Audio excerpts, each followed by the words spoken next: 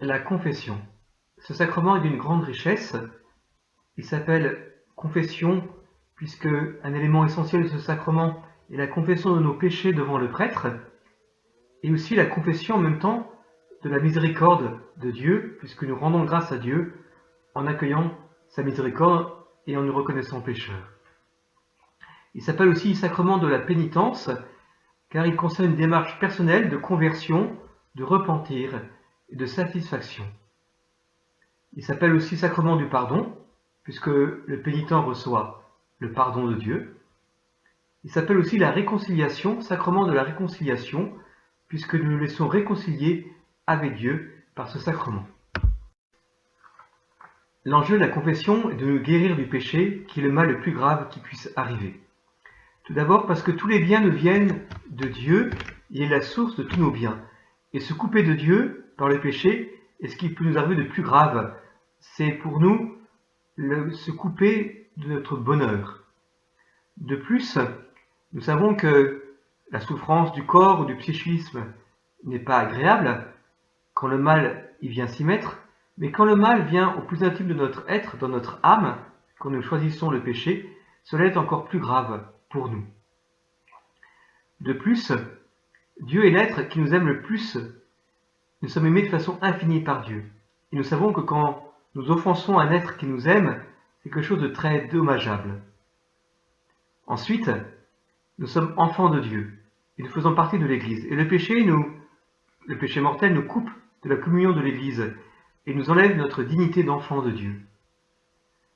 Ainsi, aux yeux de la foi, nous dit le catéchisme de l'Église catholique, aux yeux de la foi, aucun mal n'est plus grave que le péché, et rien n'a de pire conséquence pour les pécheurs eux-mêmes, et pour l'Église, et pour le monde entier.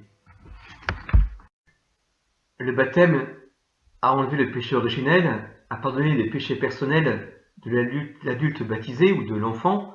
Le bébé n'avait pas fait de péché personnel encore, mais le baptême n'enlève pas la difficulté à faire le bien qu'on appelle la concupiscence, et cela entraîne la nécessité d'un combat spirituel. Si volontairement nous perdons ce combat par le péché mortel, eh bien il y a comme une nouvelle planche de salut qui nous est donnée. Comme si le baptême était un bateau qui traverse les tempêtes pour arriver à bon port, et si à un moment donné le bateau fait naufrage, eh bien il y a comme un radeau, une planche de salut qui nous est proposée, qui est la confession, qui nous permet de retrouver cette vie divine et d'avancer à nouveau vers le port, et puis le Seigneur reconstruit ce bateau pour que nous puissions avancer avec force. Nous allons voir durant cette vidéo différents éléments de la confession. Tout d'abord, nous verrons la vie de pénitence, de conversion que tout homme est appelé à avoir. Dans un second temps, nous verrons la question de l'histoire de la confession, d'où vient-elle. Dans un troisième temps, nous verrons les actes du pénitent, nos propres actes qui sont de notre ressort pour recevoir le pardon de Dieu. Ensuite, nous verrons le ministre de ce sacrement, qui est le ministre qui nous permet de recevoir le pardon de Dieu. Dans la suite, nous verrons les effets du sacrement. Et enfin, nous verrons les indulgences qui sont un cadeau de Dieu.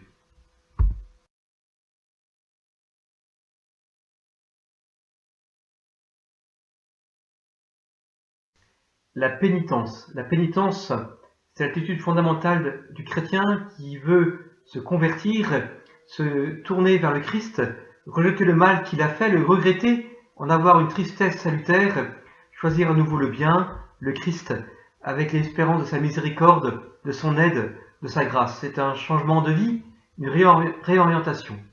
Le prophète Ézéchiel nous dit « Si l'impie, c'est-à-dire le méchant, si l'impie fait pénitence de tous les péchés qu'il a commis, s'il garde mes commandements, s'il pratique le jugement et la justice, il vivra de la vie, et il ne mourra point.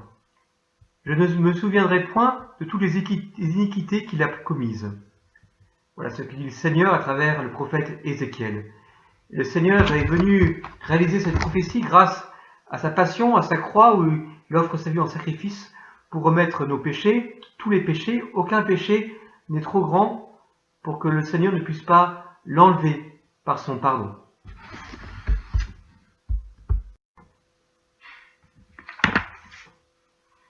La conversion n'est pas seulement une œuvre humaine, elle est le fruit de la grâce de Dieu. C'est une réponse à l'amour miséricordieux du Seigneur qui nous a aimés le premier.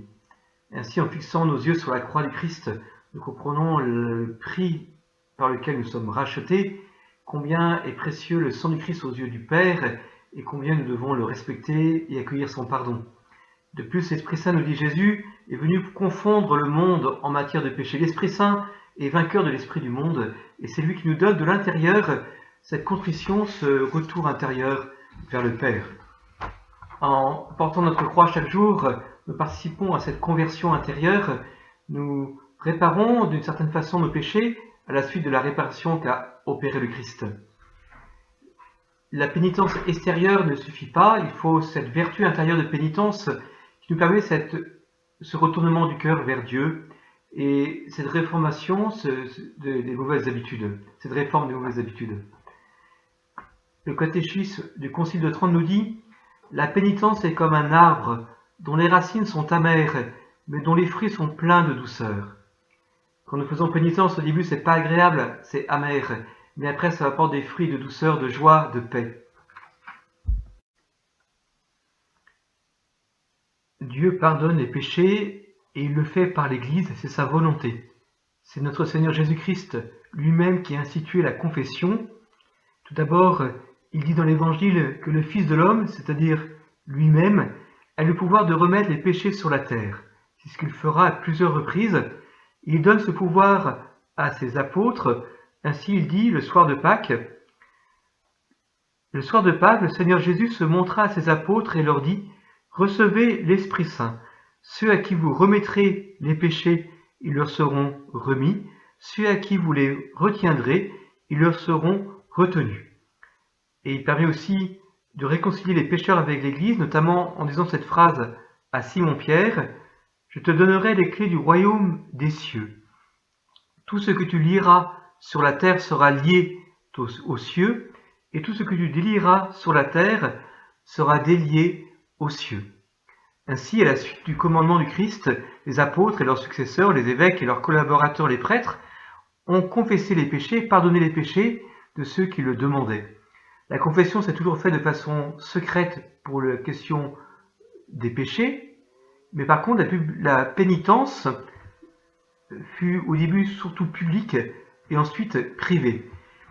Dans les premiers temps de l'Église, pour des péchés très graves, comme l'idolâtrie, l'homicide ou l'adultère, il y avait une discipline très rigoureuse. Les pénitents devaient faire pénitence publique pour leurs péchés, souvent pendant de longues années, avant d'être réconciliés. Mais au 7e siècle, inspirés par la tradition monastique d'Orient, les missionnaires irlandais apportèrent en Europe continentale la pratique de la pénitence privée. Toujours, nous avons une confession secrète des péchés, mais la pénitence est aussi secrète. Le prêtre donne aux pécheurs pardonnés une pénitence à faire, mais qui n'est pas connue de l'extérieur. Nous allons voir maintenant ce qui fait le cœur du sacrement de la confession. Tout d'abord les actes du pénitent, de celui qui demande le pardon, qui sont pour sa part la contrition, la confession et la satisfaction. Et ces actes trouvent leur aboutissement dans ce que donne le prêtre, l'absolution en disant « je vous absous » ou « je vous pardonne tous vos péchés ». Ainsi, les péchés sont enlevés et la vie chrétienne est fortifiée ou renouvelée dans la personne qui reçoit le pardon.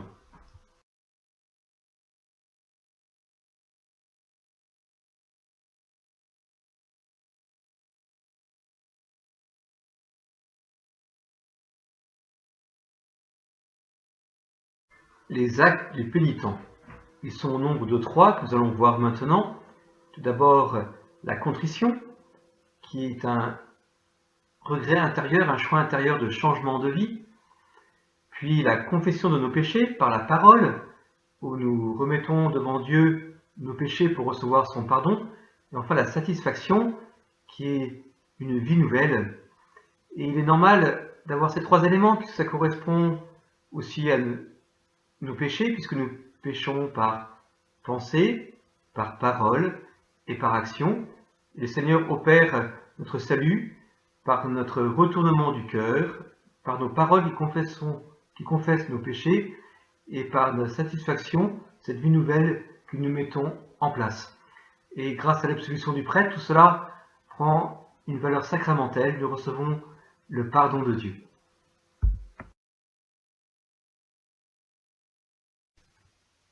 La contrition, c'est l'acte premier du pénitent. Le Concile de Trente qui traite de ce sacrement nous donne sa définition. Elle est une douleur de l'âme, une détestation du péché commis, avec la résolution de ne plus pécher à l'avenir. Contrition, on voit bien ce que ça veut dire. Voilà, qu'on casse un caillou, quand on brise en morceaux quelque chose, eh bien, cette chose est en petite poussière. Ça vient d'un mot latin qui exprime cette brisure de cette chose, de ce caillou, de cette chose dure, en minute poussière. Eh bien, c'est la même chose avec notre cœur, l'orgueil de notre cœur, la dureté de notre cœur qui est donnée par le péché, par la contrition est brisée en petits morceaux. Dans un psaume 50, il est dit « Seigneur, reçois nos cœurs brisés ». Voilà, c'est pas détruire notre cœur, au contraire, c'est d'en faire d'un cœur de pierre, d'en faire un cœur de chair. Donc de rechoisir, de vivre profondément en enfant de Dieu. La contrition a des qualités, elle peut être tout d'abord imparfaite, cela n'est pas négatif. La contrition imparfaite est un don de Dieu, une grâce qui vient du Saint-Esprit. Elle est le rejet de ce qui conduit au péché, elle est le regret du péché à cause de la honte qu'il entraîne, des maux qu'il peut entraîner, et aussi à cause de l'enfer, de la damnation éternelle. Et sous l'impulsion du Saint-Esprit, eh bien, elle est une préparation à l'absolution que donne le prêtre, qui remet vraiment les péchés. Elle prépare à cela, et donc elle est aussi une grâce. Nous avons dans l'évangile de Jésus-Christ selon saint Luc au chapitre 15, l'histoire de l'enfant prodigue, la parabole de l'enfant prodigue, qui rentre en lui-même et fait une démarche de contrition imparfaite puisqu'il va vouloir revenir vers le Père, non pas d'abord par amour du Père, mais parce qu'il se rappelle que les ouvriers de son Père ont de quoi manger alors que lui meurt de faim. De l'évangile de Jésus-Christ selon saint Luc. Jésus dit encore, « Un homme avait 2 fils. Le plus jeune dit à son père, « Père, donne-moi la part de fortune qui me revient. » Et le père leur partagea ses biens. Peu de jours après, le plus jeune rassembla tout ce qu'il avait et partit pour un pays lointain où il délapida sa fortune en menant une vie de désordre. Il avait tout dépensé quand une grande famine survint dans ce pays. Il commença à se trouver dans le besoin. Il alla s'engager auprès d'un habitant de ce pays qui l'envoya dans ses champs garder les porcs. Il aurait bien voulu se remplir le ventre avec les gousses que mangeaient les porcs, mais personne ne lui donnait rien. Alors il rentra en lui-même et se dit, « Combien d'ouvriers de mon père ont du pain en abondance, et moi ici, je meurs de faim. Je me lèverai, j'irai vers mon père et je lui dirai, « Père, j'ai péché contre le ciel et contre toi, je ne suis plus digne d'être appelé ton fils, traite-moi comme l'un de tes ouvriers. » Il se leva et s'en alla vers son père. Comme il était encore loin, son père l'aperçut et fut saisi de compassion. Il courut se jeter à son cou et le couvrit de baisers.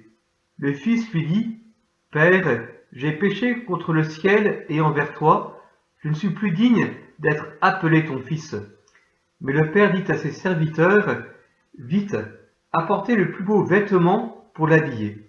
Mettez-lui une bague au doigt et des sandales aux pieds. Allez chercher le veau gras, tuez-le. Mangeons et festoyons. Car mon fils, que voilà, était mort, et il est revenu à la vie. Il était perdu, il est retrouvé. » Et ils commencèrent à festoyer. La contrition parfaite inclut les raisons de la contrition imparfaite, mais en plus, elle a pour principal moteur l'amour de Dieu aimé plus que tout. Nous avons un regret profond d'avoir offensé le Seigneur qui nous aime, nous l'aimons plus que tout. Là, nous allons demander pardon à Dieu à cause de cela d'abord. Cette contrition remet les fautes vénielles et aussi elle donne le pardon des péchés mortels à condition qu'on décide de recourir dès que possible à la confession. Il faut rajouter aussi un point important pour la contrition, c'est la volonté de pardonner à ceux qui nous ont offensés.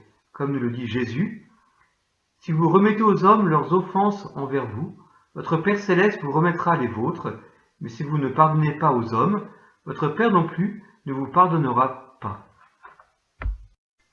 Il est important de se préparer à la confession en commençant à examiner sa conscience, à réfléchir, à reprendre dans notre mémoire les péchés que nous avons pu commettre depuis notre dernière confession. Pour nous aider, d'abord nous prions le Seigneur qui nous permet d'avoir la lumière sur nos péchés et la contrition parfaite.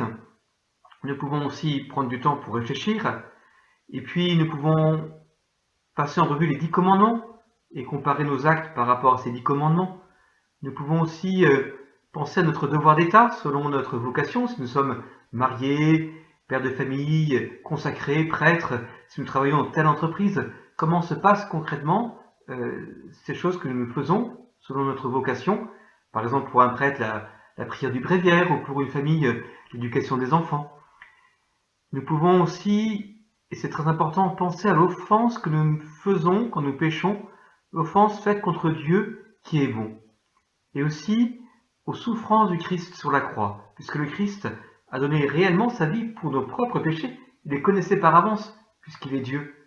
Et ainsi, nous aurons de plus en plus cette contrition parfaite, cette contrition par amour du Seigneur, puisque nous le devons bien cet amour par gratitude, au minimum. Enfin, parfois certains disent, mais j'ai des petits péchés, le prêtre doit s'embêter. Non, en aucun cas le prêtre s'embête. Les petits péchés, c'est comme de la poussière qu'il y a sur les meubles que nous enlevons régulièrement, sinon la pièce serait insalubre, serait dangereuse pour la santé. Et le pape Benoît XVI nous dit, eh bien si la poussière de petits péchés ressemble beaucoup à la poussière de la dernière confession, n'hésitons pas quand même à aller nous confesser, puisque nous allons enlever cette poussière, nous allons faire un acte de purification intérieure qui nous gardera notre âme sous la lumière de Dieu.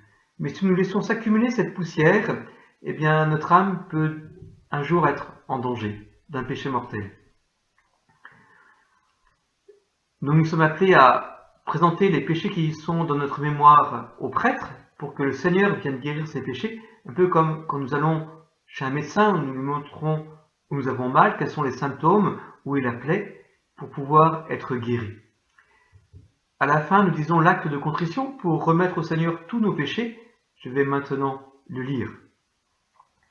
Mon Dieu, j'ai un très grand regret de vous avoir offensé, parce que vous êtes infiniment bon, infiniment aimable, et que le péché vous déplaît.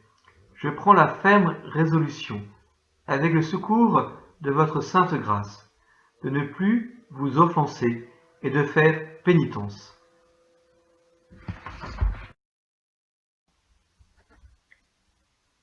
La confession des péchés. Cela aussi est un autre acte du pénitent.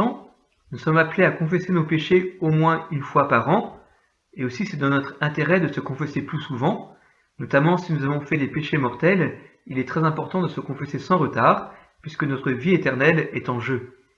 Le prêtre doit être disponible pour accueillir ceux qui le demandent. Nous n'avons pas la possibilité d'absoudre plusieurs personnes en même temps, c'est une personne par une personne. Il y a un cas réservé pour les dangers de mort. Si plusieurs personnes sont en danger immédiat de mort, le prêtre peut les absoudre, à condition que si le danger est passé, elles se confessent individuellement de leurs péchés graves. Bien sûr, le secret est absolu pour les péchés. Le prêtre ne peut en aucun cas utiliser ces informations qu'il a reçues pour prendre des décisions ou pour en parler à d'autres. De plus, le pénitent, celui qui se confesse, a droit à l'anonymat, c'est-à-dire, dans le cas d'un confessionnal, il a le droit à ne pas être reconnu par le prêtre. C'est un droit des personnes qu'elles ne soient pas reconnues par tel ou tel prêtre quand elles vont confesser leurs péchés. De plus, pour qu'une confession soit valable, il faut voir le prêtre directement, on ne peut pas se confesser par internet ou par lettre.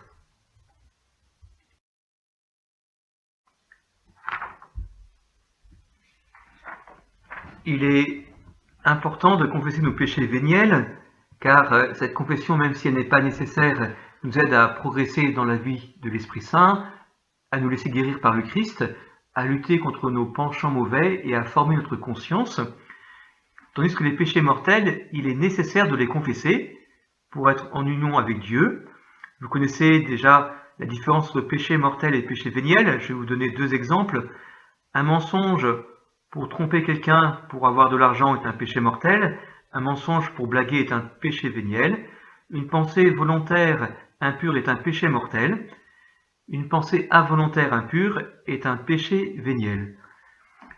Il est donc important, nécessaire, de confesser ces péchés mortels. Le nombre de péchés que nous avons faits mortellement depuis notre dernière confession, et aussi les circonstances aggravantes. Par exemple, si nous avons fait un vol, eh bien, il est important de préciser si ce vol est dans une église, ce qui rajoute au péché de vol un péché de sacrilège. Si quelqu'un cache un péché mortel durant une confession, il ne reçoit pas le pardon de ses autres péchés, mais en plus il fait un péché de sacrilège. Et donc, il est important pour à nouveau être pardonné, plus tard, de se confesser et de refaire la confession maledite, de la faire entièrement pour que tous les péchés soient pardonnés. La raison de cela, c'est que si nous cachons un péché, eh bien, nous n'avons pas une véritable contrition et le Seigneur ne veut pas nous donner son pardon. Je me rappelle aussi des personnes qui avaient gardé les péchés volontairement dans leur conscience sans le dire en confession et qui plus tard s'en sont libérés en se confessant. Je me rappelle d'un cas particulier où la personne était dans une très grande joie. C'était pour elle une grande libération de déposer un péché qu'elle n'avait pas dit en confession auparavant et qui a été pour elle une paix de la conscience aussi. Pour les péchés mortels oubliés involontairement durant une confession, nous sommes quand même pardonnés de tous nos péchés à partir du moment où nous avons fait un réel effort de mémoire pour nous en rappeler. Et si nous nous rappelons d'un péché plus tard, 1 an, 2 ans après, dans notre prochaine confession, sans nous stresser, nous déposerons ce péché dans la confession pour bien exprimer notre contrition, mais en tout cas, il est déjà pardonné auparavant. Dans la confession, il est important de ne pas donner de détails inutiles, d'être franc, d'être humble, et si nous avons quelques difficultés à exprimer notre péché, nous pouvons demander au prêtre de nous poser des questions pour qu'il nous aide. La confession est un acte liturgique, donc elle a un déroulé précis. Après nous être préparés devant le Seigneur, nous présentons au prêtre et nous disons « Père, bénissez-moi parce que j'ai péché ». Le prêtre nous bénit, il peut nous dire une phrase de l'Évangile par exemple, ou une invitation à confesser ses péchés avec confiance en Dieu. Et on peut commencer par « Je confesse à Dieu ». Je confesse à Dieu Tout-Puissant, je reconnais devant vous mon Père que j'ai péché en pensée, en parole, par action et par omission. On arrête le « Je confesse à Dieu » et on dit au prêtre, voilà, je ne me suis pas confessé depuis environ tant de temps, 3 mois par exemple, j'ai reçu l'absolution et j'ai fait ma pénitence, et puis on dit je m'accuse d'avoir menti, d'avoir je sais pas trop quoi. Voilà, on accuse nos péchés devant Dieu et devant le prêtre, et on finit je confesse à Dieu en disant ceci, je demande pardon pour les péchés que j'ai pu oublier, tous ceux de ma vie passée. Je demande pardon à Dieu et à vous mon Père, pénitence et absolution, si vous en jugez digne. Alors on demande pardon à Dieu, pas au Père, pas au prêtre, mais à Dieu. Je demande pardon à Dieu et à vous mon Père, pénitence et absolution, si vous m'en jugez digne. Et on peut poursuivre, je confesse à Dieu, c'est ma faute, c'est ma très grande faute, c'est pourquoi je supplie la Vierge Marie, les anges et tous les saints, et vous aussi mes frères, de prier pour moi, le Seigneur notre Dieu. Après le prêtre va nous parler, nous donner quelques conseils, nous donner une pénitence à accomplir, et nous inviter à dire notre acte de contrition. On dit notre acte de contrition, il commence par « Mon Dieu, j'ai un très grand regret de vous avoir offensé », on dit cette prière. Après le prêtre nous dit une formule d'absolution, et il fait le signe de croix en disant « Et moi je vous pardonne tous vos péchés au nom du Père et du Fils et du Saint-Esprit. Amen ». Et après il veut faire une petite prière pour nous, nous invitant à offrir nos difficultés par amour de Dieu en réparation de nos péchés. Et après, nous pouvons aller rendre grâce à Dieu et puis accomplir notre pénitence que le prêtre nous a donnée. Le dernier acte du pénitent est la satisfaction ou la pénitence. Puisque le péché cause du tort au prochain, il est important de réparer ce tort autant que possible. Si nous avons volé, de rendre ce que nous avons volé. Si nous avons détruit la réputation de quelqu'un, il est important de remettre des choses en place et de remettre la vérité pour que celui qui est calomnié ne soit pas déconsidéré. Par rapport au Seigneur aussi, le péché blesse et affaiblit notre relation au Seigneur. Donc il est important de pouvoir réparer cela. Si l'absolution enlève le péché, eh bien, elle n'enlève pas tous les désordres automatiquement qui viennent de ce péché. Et pour retrouver sa santé spirituelle, il est important de faire pénitence ou satisfaction. Saint Bernard compare cela à une plaie et une tache. Le péché serait la tache qui reste sur l'âme, qui est enlevée par la confession, et donc nous sommes réconciliés avec Dieu, mais il reste la plaie à guérir. Et donc il est important de réparer par la pénitence ou la satisfaction. Alors sachons quand même que celui qui répare tout, c'est le Christ. Et quand nous réparons quelque chose que nous avons fait de mal, c'est grâce au Christ qui a tout réparé lui-même. Nous participons à l'œuvre de salut de Jésus.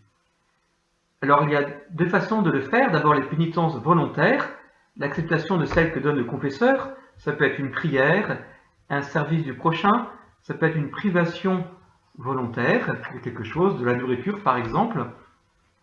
Mais aussi il y a les temps de pénitence comme le carême qui nous sont donnés pour pouvoir rétablir cette justice, pour pouvoir guérir la plaie de nos péchés. Nous sommes pardonnés, mais il reste cette plaie à guérir. Et donc une fortification de l'homme intérieur nous est donnée par l'offrande du jeûne, de nos prières et de l'aumône. Ce temps de carême est un temps béni pour cela. Et puis par ailleurs, nous avons aussi les pénitences involontaires, ces difficultés de la vie que nous pouvons offrir en union avec la croix du Christ et qui prennent une valeur de guérison pour notre âme.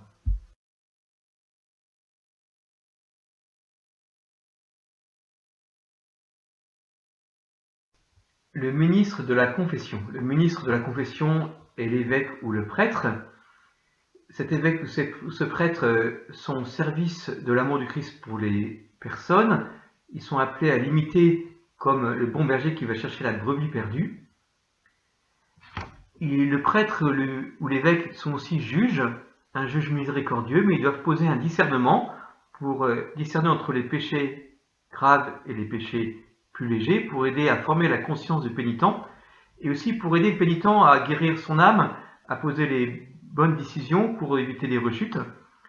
Alors il faut savoir que certains péchés sont frappés d'excommunication. Par exemple, si quelqu'un profane un tabernacle, un prêtre ne peut pas le pardonner, ni un évêque. Il faut que ce soit le pape lui-même qui pardonne. Dans ce cas-là, la personne qui fait cet acte extrêmement grave va voir un prêtre, et le prêtre va demander à celui que le pape a désigné de lever l'excommunication pour cette personne. Tout se passe dans la plus grande discrétion, et ainsi cette personne peut recevoir le pardon de Dieu sans aller voir le pape personnellement à Rome. Sachons aussi que le prêtre n'est pas le maître du pardon, il en est le serviteur.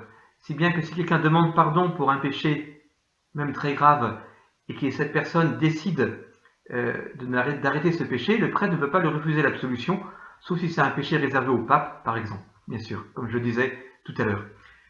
Par ailleurs, si la personne dit au prêtre « je fais tel péché mais je ne veux pas arrêter », le prêtre ne peut pas lui donner l'absolution.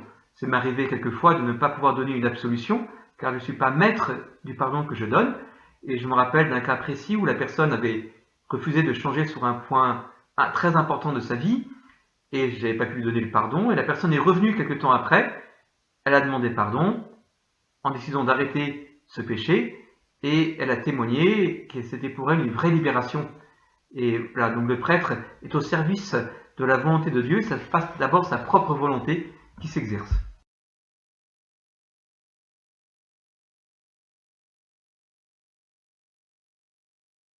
Les effets du sacrement de la confession. Ils sont nombreux et pour nous, ils sont un vrai trésor. Le premier effet, si nous avons péché mortellement, c'est la réconciliation avec Dieu. Nous retrouvons pleinement la grâce divine, la grâce sanctifiante, l'état de grâce. Nous sommes aussi réconciliés avec l'Église. Cela a été signifié par Jésus quand il allait manger à la table des pécheurs. Et en mangeant à la table des pécheurs, le Seigneur montrait que ces pécheurs pardonnés étaient réconciliés avec l'Église.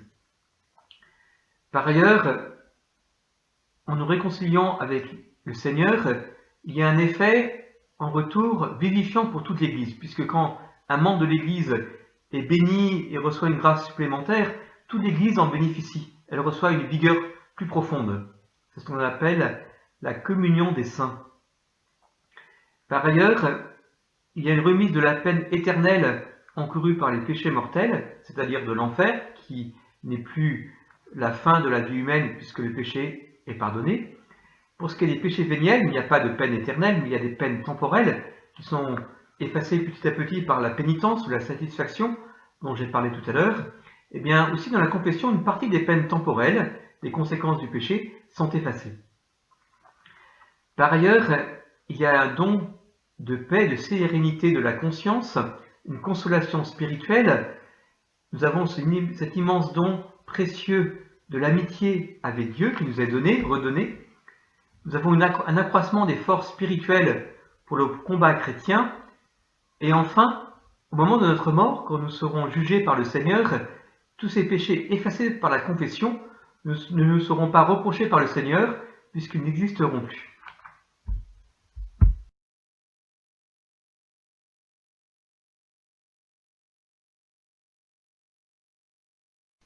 Les conséquences de notre péché peuvent être effacées d'une façon tout à fait particulière par les indulgences. C'est-à-dire que le Seigneur, dans un surcroît de miséricorde, peut nous donner, en fait, ce que nous obtenons au bout d'un certain temps en faisant pénitence, il peut nous le donner d'une façon très rapide, très directe. Je vais m'expliquer. En fait, cette conséquence du péché, qui implique un besoin de purification, peut nous entraîner à aller au purgatoire si nous mourrons en état de grâce, en union avec Dieu, mais en ayant des péchés dont les conséquences ne sont pas totalement purifiées. Ces conséquences peuvent être purifiées d'un seul coup quand nous nous confessons, si nous le faisons avec une fervente charité. Mais si ce n'est pas le cas, eh bien, ça sera par la pénitence donnée par le prêtre, par différentes œuvres aussi de conversion, que nous aurons l'âme purifiée des conséquences du péché, qu'on appelle les peines dues au péché. Eh bien, par l'indulgence, ces conséquences sont complètement enlevées quand l'indulgence est plénière, ou partiellement enlevées quand l'indulgence est partielle. Cette indulgence est une grâce qui vient de Dieu, elle peut être pour nous ou pour un défunt. Dans la communion des saints, eh bien, nous sommes unis les uns aux autres. Et il y a comme un trésor de tous les mérites qu'ont payé d'abord le Seigneur Jésus, qui sont infinis, de cet immense trésor de la Sainte Vierge et de ceux qui sont au ciel, tous ces actes de charité qu'ils ont faits, eh bien, nous sont donnés par l'intermédiaire de l'Église dans l'indulgence. Ce que nous ne faisons pas par nous-mêmes, comme effort de pénitence, etc., eux, ils l'ont fait par avance, ils peuvent nous le donner directement. Ça s'appelle l'indulgence. C'est un bonheur immense de recevoir ces dons pour nous. Alors, comment recevoir ces dons? L'Église, dans sa pédagogie, nous propose une démarche. D'abord, il faut poser une intention. Soit nous la demandons pour nous-mêmes ou pour un défunt. Si ce défunt est déjà au paradis ou hélas est en enfer, cette indulgence n'aura pas lieu pour lui parce qu'elle n'aura pas d'efficacité. Il faut que le défunt soit au purgatoire. Comme on ne sait pas où sont nos défunts, autant prier pour la personne. Si notre défunt est déjà par exemple au paradis, notre indulgence ira pour un autre défunt qui en a besoin. Donc nous donnons une intention pour nous-mêmes ou pour un défunt, nous demandons l'indulgence à Dieu. Il faut être en état de grâce, s'être confessé dans les 8 jours avant ou les 8 jours après, avoir communié, prier un Je crois en Dieu, un Notre Père, un Je vous salue Marie, aux intentions du pape. Quand nous avons fait tout cela, donc être en état de grâce, être confessé 8 jours avant, 8 jours après, avoir communié, avoir prié un Je crois en Dieu, un Notre Père et un Je vous salue Marie, avoir prié aux intentions du pape, mais quand nous avons fait cela, l'Église nous propose différentes œuvres qui accompagnent cela. Soit une demi-heure d'adoration, soit un chapelet récité en famille en méditant les mystères du chapelet. En faisant cela, nous demandons l'indulgence plénière pour nous ou pour un défunt. Et ainsi, quels sont les fruits? Si c'est pour un défunt, si l'indulgence est plénière, eh bien, il va directement au ciel s'il est au purgatoire. Si c'est pour nous, eh bien, nous avons une âme toute prête pour aller au ciel. C'est un immense cadeau. Voilà 2 exemples que je vous ai donnés. Le chapelet récité en famille avec les mystères et une demi-heure d'adoration eucharistique nous obtiennent l'indulgence plénière. Il y a toute une liste d'œuvres que nous pouvons faire qui nous permettent de recevoir ce don.